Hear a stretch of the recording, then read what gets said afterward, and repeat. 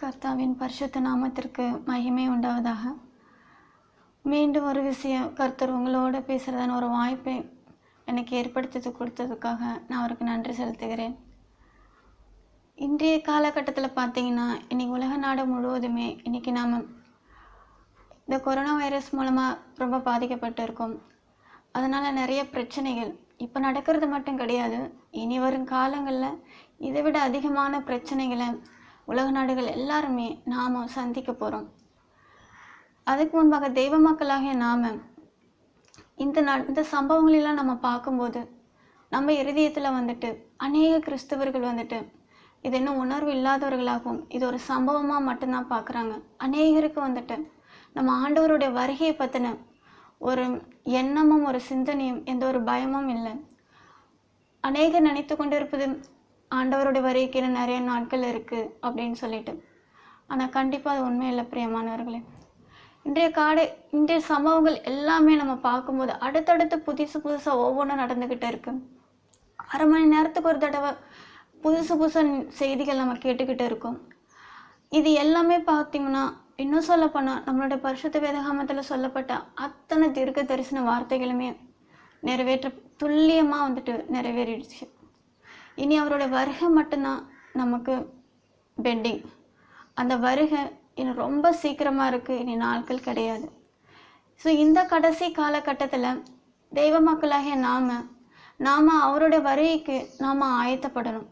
அப்படி நம்ம ஆயத்தப்படணும்னா நாம் நம்மளுடைய இருதயத்தை தன் சுய பரிசோதனை மூலம் நம்ம ஆண்டவருக்கு பிரியமானவர்களாக இருப்போமா இல்லையா, நம்ம ஆண்டவருக்கு அவருடைய வருகைக்கு ஆயத்தமாகத்தில் நம்மக்கிட்ட இருக்கிற மிஸ்டேக்ஸ் என்ன அப்படின்றத நம்மளே சுய பரிசோதனை செய்து ஒவ்வொருத்தரும் தன்னுடைய முழு இருதயத்தோட நம்முடைய ஆண்டவர் சமூகத்தில் நம்ம ஒப்பு கொடுக்கணும்.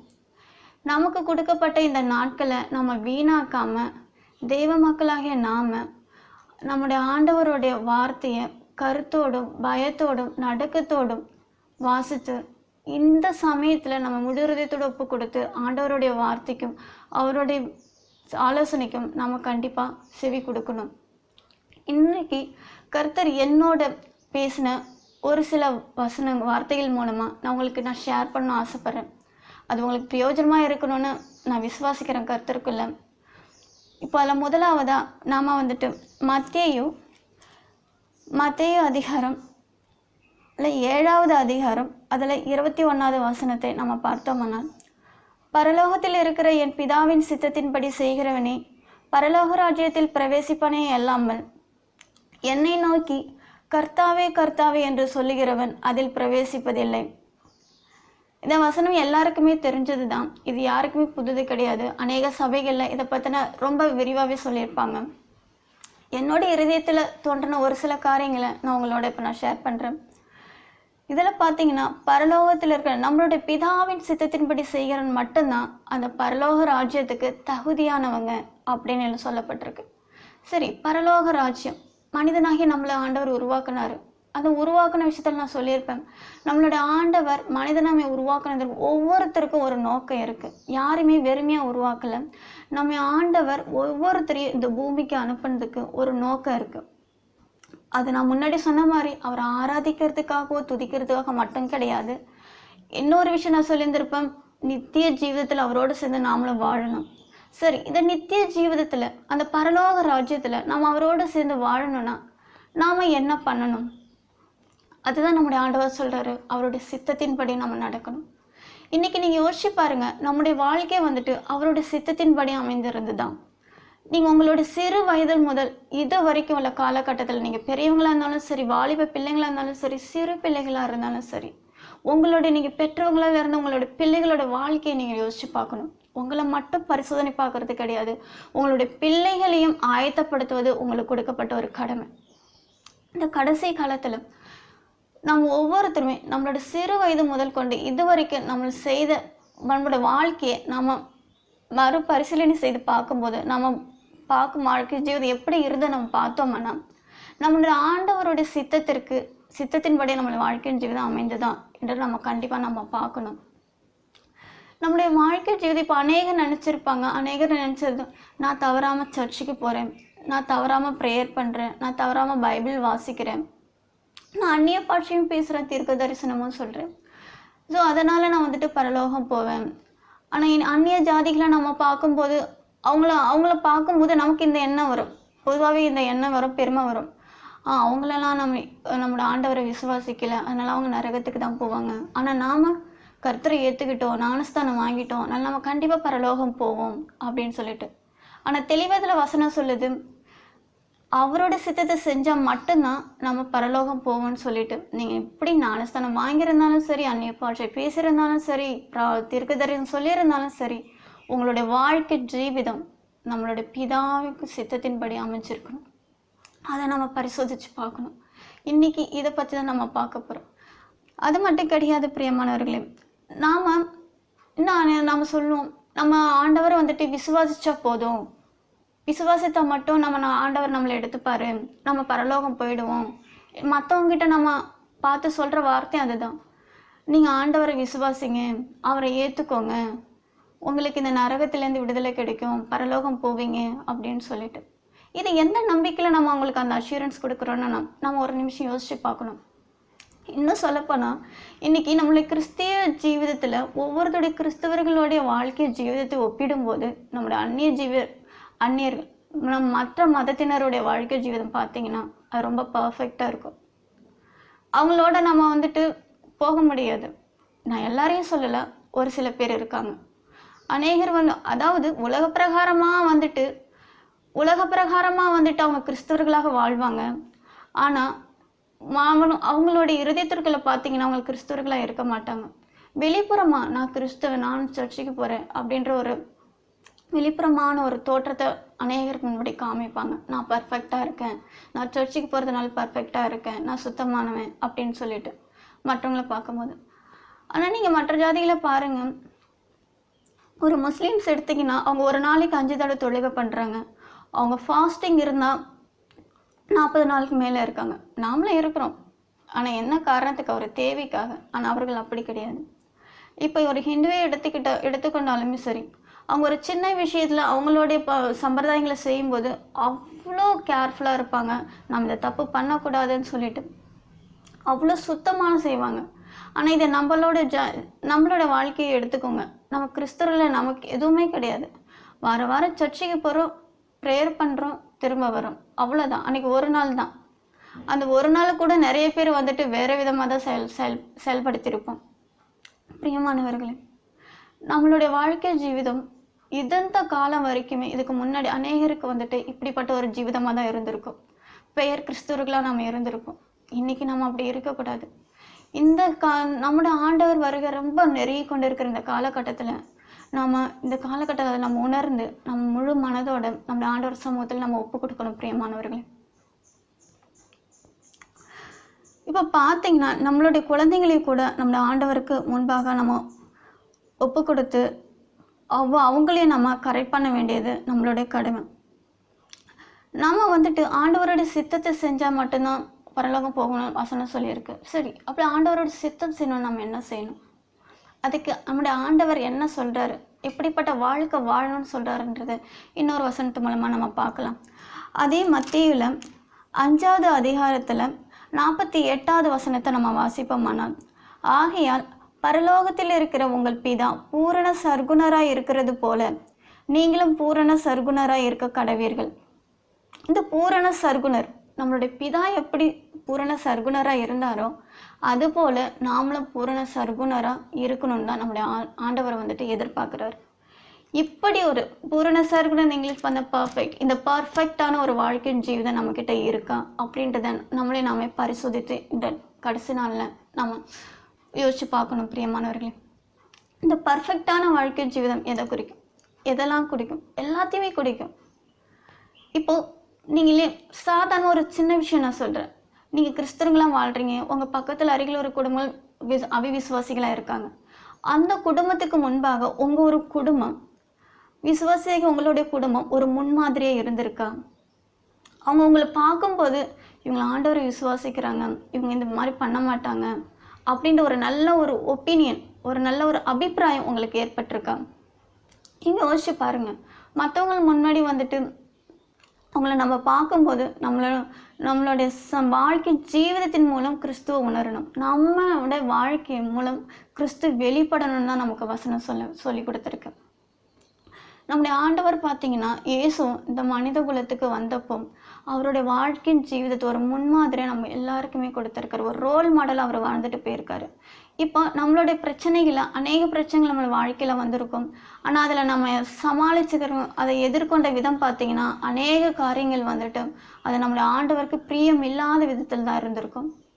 நம்ம அவரை வந்துட்டு நம்முடைய ஆண்டவரோட சித்தத்துக்கு நம்ம கீழ்ப்படிஞ்சிருக்க மாட்டோம். நம்ம சுய இஷ்டத்தின்படி நம்ம முடிவு பண்ணியிருப்போம். இல்லை, இது என்னால் முடியும், நான் என்ன செய்வேன் அப்படின்னு சொல்லிட்டு. என்னுடைய வாழ்க்கையில் அநேக காரியங்கள் இது மாதிரி நடந்திருக்கு பிரியமானவர்களே. நானும் அநேக பிரச்சனைகள் வரும்போது நான் ஆண்டவரோட சமூகத்துக்கு போகாமல் நான் என்னோட சுய முயற்சியில் அந்த பிரச்சனைகளை சால்வ் பண்ண நான் முயற்சி பண்ணியிருக்கேன். ஆனால் அது எல்லாமே தோல்வியாக தான் முடிஞ்சிருக்கு. ஆனால் நான் பண்ண ஒரு சில மிஸ்டேக் நான் அனலைஸ் பண்ணி ஆண்டவர் சமூகத்தில் நான் இருக்கும்போது ஆண்டவர் என்னோட பேசின வார்த்தை, நான் இந்த இடத்துல இருந்தால் என்ன செஞ்சிருப்பேன் நீ ஒரு நிமிஷம் யோசிச்சு பார்த்தியா? நீ ஏன் இப்படி பண்ண அப்படின்ற ஒரு கொஸ்டின் மறுபடியும் ஆண்டவர் என்னோட கேட்பாரு. அப்போ நான் பண்ண பாவத்திற்கு அப்போ நான் அந்த இடத்துல தப்பு பண்ணியிருக்கேன்றத அன்னைக்கு நான் அனலைஸ் பண்ணி அன்னைக்கு என்னை ஒப்பு கொடுத்து அன்னைப்பு கேட்டேன். பிரியமானவர்கள், நமக்கே தெரியாது அதை நம்ம பண்ணது வந்துட்டு சரியானதாக இருக்கும். நம்மளுடைய எண்ணங்கள் வந்துட்டு நம்ம கரெக்டாக தான் பண்ணுறோம். நம்மளுடைய பார்வையில் அது கரெக்டாக இருக்கும். ஆனால் ஆண்டவருடைய பார்வையில் அது கண்டிப்பாக தவறாக தான் இருக்கும். ஏன்னா நம்ம ஆண்டவருடைய சித்தத்திற்கு ஒப்பு கொடுக்கறதுக்கோ இல்லை அவருடைய வார்த்தையை நம்ம கேட்டு கீழ்ப்படியறதுக்கோ அதுக்கு நம்ம டைமும் கொடுக்க கிடையாது. அதுக்கு நம்ம பொறுமையும் நமக்கு கிடையாது. இந்த வேகமான உலகத்தில் வந்துட்டு நமக்கு அந்த வேலை இந்த வேலைன்னு இருந்ததில்லை, நமக்கு டைமே இருந்ததில்லை. நிறைய பேர் அதுதான் சொல்கிறது. அதனால் ஆண்டவருடைய வார்த்தை வர வரைக்கும் நம்ம வெயிட் பண்ண மாட்டோம். நமக்கு அந்த பொறுமை இல்லாதனால நாமளாவே புதுசாக நிறைய முயற்சிகள் எடுத்துருந்துருப்போம்.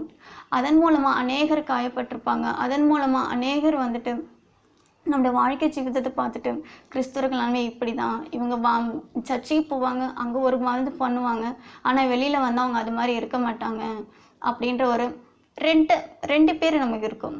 ஒன்று கிறிஸ்துவுக்குள்ளே சர்ச்சைக்கு போகிறன்ற ஒரு பரிசுத்தத்தை நம்ம வெளிப்படுத்துவோம். இன்னொரு பக்கம் வந்துட்டு நம்ம வாழ்க்கையின் ஜீவிதம் மற்றவங்க முன்னாடி ஒரு நல்ல ஒரு ஜீவிதமாக இல்லாத ஒரு நிலைமை தான் நம்ம உருவாக்கி வச்சுருக்கோம்.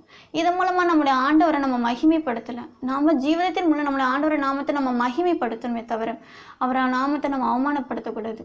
இன்றைக்கி அதுபோல காரியங்கள் நம்ம அநேகருடைய வாழ்க்கையின் ஜீவிதத்தில் வந்திருக்கோம்.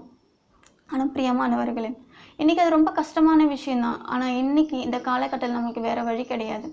அது மட்டும் கிடையாது, இன்றைக்கி நம்ம சபைக்கு போகிறது, பைபிள் படிக்கிறது எல்லாமே எதை குறிச்சுன்னு பார்த்தீங்கன்னா, நான் ஞானஸ்தானம் எடுத்துட்டேன், பரலோகம் போவேன், நான் பைபிள் படிக்கிறேன், அதனால் கர்த்தர் வந்துட்டு என்னை ஆசீர்வதிப்பாங்க.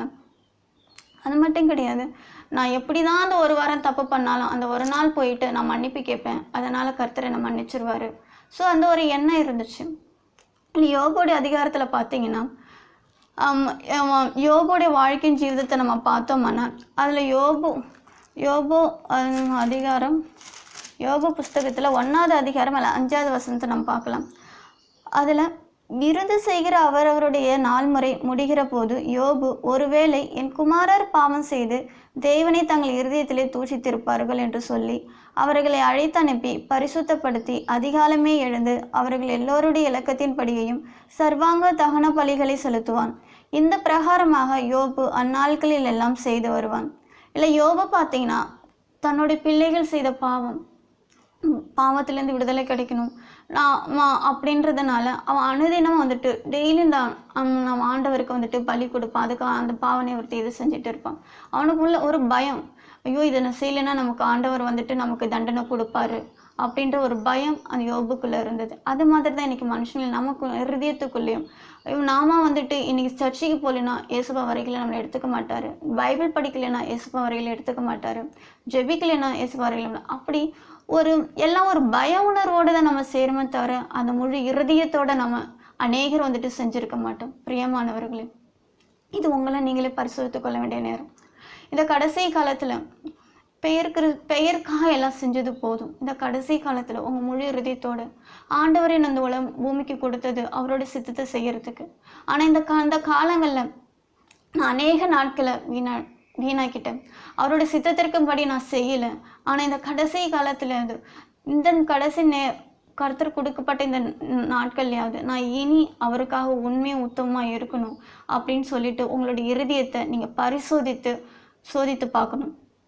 அது மட்டும் கிடையாது, உங்கள் ஜெபங்கள் எதுவாக இருந்தாலும் ஆண்டவர் சமூகத்தில் கேட்கப்படணும். உங்கள் இருதயம் பரிசுத்தமுள்ளதாக இருக்கணும். உங்கள் இருதயத்தில் அக்கிரம சிந்தனை இருந்ததானால் கண்டிப்பாக உங்கள் ஜெபம் கேட்கப்படாது. இதுவும் சங்கீதம் 66வது வசனத்தில் சொல்லப்பட்டிருக்கு. அதனால் நம்மளுடைய இருதயத்தை முதல்ல நம்ம பரிசுத்தப்படுத்துவோம். நம்முடைய ஆண்டவருக்கு விரோதமாக நம்ம என்னென்ன பாவங்கள் செஞ்சோமோ, அவருக்கு பிடிக்காத சுபாவங்கள் நம்மக்கிட்ட இருக்கலாம், பிடிக்காத செயல்கள் இருக்கலாம், அநேக கோபங்களாக இருக்கலாம், சின்ன சின்ன விஷயங்களாக இருக்கலாம். அந்த சின்ன சின்ன விஷயத்தை கூட நம்முடைய ஆண்டவருக்கு முன்பாக நம்ம ஒப்பு கொடுப்போம், மன்னிப்பு கேட்போம். முழு இருதயத்தோட, நொறுங்குண்ட இருதயத்தோடு, அழுது கண்ணீரோடு நம்முடைய ஆண்டவர் சமூகத்தை நம்ம ஒப்பு கொடுத்து அவரோட சித்தத்தையும் இதன்படி செய்யலாம். ஆனால் இனி உள்ள அந்த கடைசி நாட்களில் நான் உம்மோட சித்தத்தின்படி செய்ய வாஞ்ச இருக்கிற ஆண்டவரேன்னு சொல்லிட்டு அவர் சமூகத்தில் நம்மையும் நம்முடைய பிள்ளைகளையும் வந்துட்டு கரெக்டான பாதையில் வழிநடத்துறது நம்மளுடைய கடமை தான். இன்று நம்ம குடும்பமாய் வீட்டில் இருக்கிற ஒரு வாய்ப்பை நம்முடைய ஆண்டவர் கொடுத்துருக்காரு. குடும்பமாய் நம்முடைய பிள்ளைகளுக்கும் சொல்லிக் கொடுப்போம். நம்ம பிள்ளைகளையும் வந்துட்டு ஆண்டவர் நம்ம உருவாக்கி விதத்தை நம்மளோட ஆண்டவர் யாருன்னு முதல்ல தெரிஞ்சு, அவர் என்ன காரணத்தை உருவாக்கணும்னு நம்ம தெரிஞ்சு, அவருடைய சமூகத்தில் நம்ம குடும்பமாக ஒப்பு கொடுத்து, குடும்பமாக கண்ணீரோடு நம்மளுடைய பாவங்களுக்காக மன்னிப்பு கேட்டு, இது அது மட்டும் கிடையாது, நம்மளுடைய பாவங்களை நம்ம ஒப்பு கொடுத்து ப்ரேயர் பண்ணுறது மட்டும் கிடையாது. நம்மளுடைய ரட்சிக்கப்படாத அநேக உறவினர்கள் இருப்பாங்க, அநேக ஃப்ரெண்ட்ஸுங்கள் இருப்பாங்க, அவர்களுக்காகவும் ஜெபிப்போம். இந்த கடைசி காலத்தில் நம்முடைய ஆண்டவருடைய வருகையில் நம்ம எடுத்துக்கொள்ள தகுதி உள்ளவர்களாக இருப்போம். நம்ம சொன்னதை மாதிரி நம்ம பெயர் கிறிஸ்தவர்களாக இருந்து நம்ம கர்த்தாவே என்று சொல்கிறதில்ல ஒரு பிரயோஜனமே கிடையாது. உங்கள் இருதயம் முழு இருதயத்தோடு மாறினா மட்டுமே, உங்கள் இருதயத்தில் ஒரு மனமாற்றம் வந்தால் மட்டுமே நீங்கள் பரலோகத்தில் எடுத்துக்கொள்ளப்படுவீங்க. இந்த வார்த்தையின் மூலம் இன்று கர்த்தர் உங்களோடு பேசியதற்காக, இந்த வாய்ப்பை கொடுத்ததற்காக நான் அவருக்கு நன்றி செலுத்துகிறேன். மீண்டும் கர்த்தர் உங்களுடைய கர்த்தருக்கு சித்தமானால் இன்னொரு வார்த்தையின் மூலம், கர்த்தர் என்னோடு பேசுகிற ஒரு வார்த்தையின் மூலம் மறுபடியும் நான் உங்களோட பேசுகிறேன். கர்த்தர் உங்களை ஆசீர்வதிப்பாராக, உங்களோடு இருப்பாராக.